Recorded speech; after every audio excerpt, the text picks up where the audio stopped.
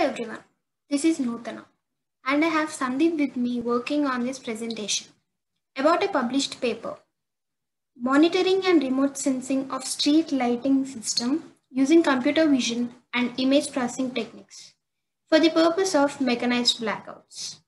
Mechanized blackouts means some technical glitch or some kind of problem in street light machine which fails it from working.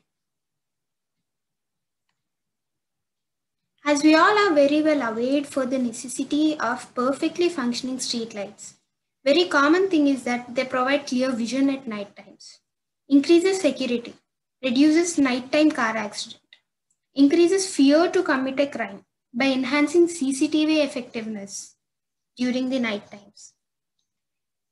Owing to the reasons mentioned, timely repair and maintenance of street lighting systems turns to be a major priority.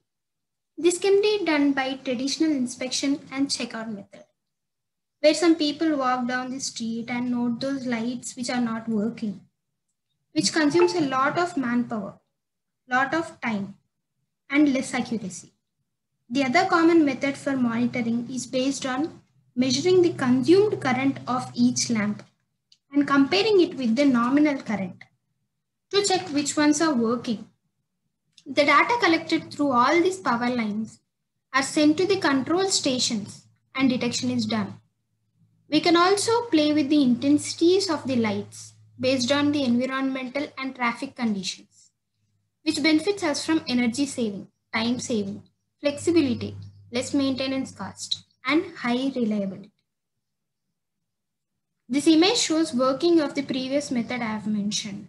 We can find that some of them are dimmed based on the data acquired from traffic sensors and weather conditions. This method is known as Smart Street Lighting Network. Coming to the disadvantages, we need many devices which measure current of each lamp, stores it, sends it to the control stations from each and every lamp, which is very expensive to install all these instruments on each and every lamp, and requires renewing most of the old and time-worn street lamps, which is also very costly.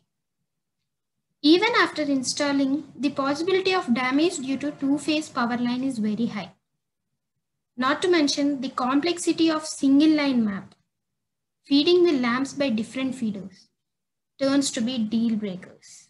This method proposed in this paper decreases installation and maintenance costs, provides economic justification. For monitoring, a network camera is installed on an appropriate height from the network area, as shown in this image. This network camera uses a lens to cover the required area. As seen here, the flat lens cannot extend their range, whereas no light is emitted above the horizontal plane. But if we use dropped refractor, power glare is more and extended, which provides non-cutoff luminaire. These are the internal components of the network camera: image processor, CPU, compressor, flash memory to store, and Ethernet interface to send the data collected to the target through IP independently. And later, through image processing techniques, a report upon blackouts is resulted.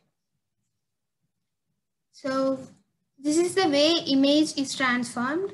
The picture is encoded and using some injector, it is transferred in a range of 10 to 20 kilometer, and at receiving end, we have a decoder to decode the image and feed to the computer.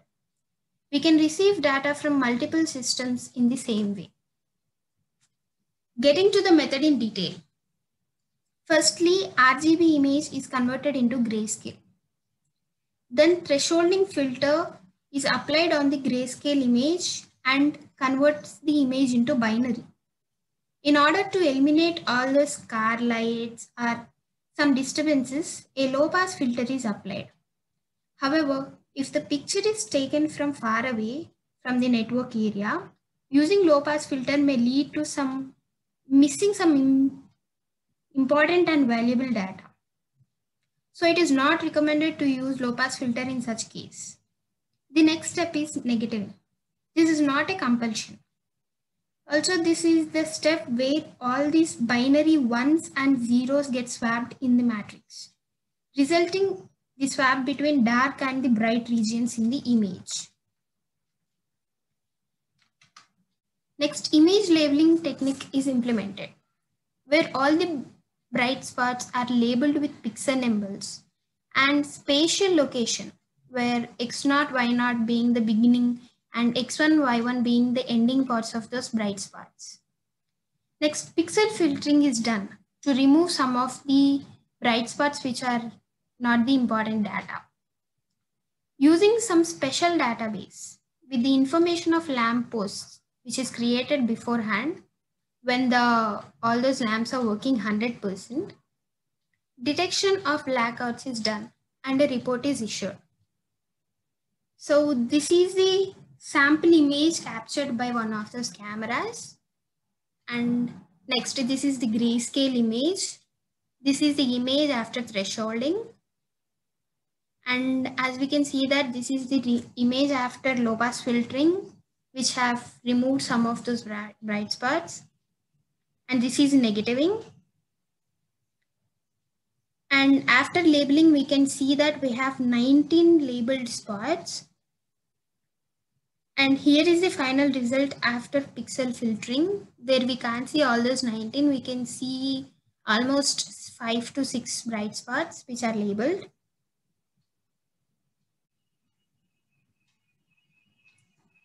Confusion matrix method is used to test effectiveness, accuracy, and precision of this algorithm, where you can see that among those 19 detected spots, 8 are false negatives, and 5 are false positives, and 6 are true positives, and the true negatives are 0. So accuracy and precision are calculated, where we can see that 73.7% is the accuracy and 54.5% is the precision. Coming to the results, even without using any data set, algorithm was able to perform with 54% accuracy by recognizing the brightest spots. Therefore, using a dataset may improve the accuracy of this method. Here is the link to get to this paper. And thank you for your time.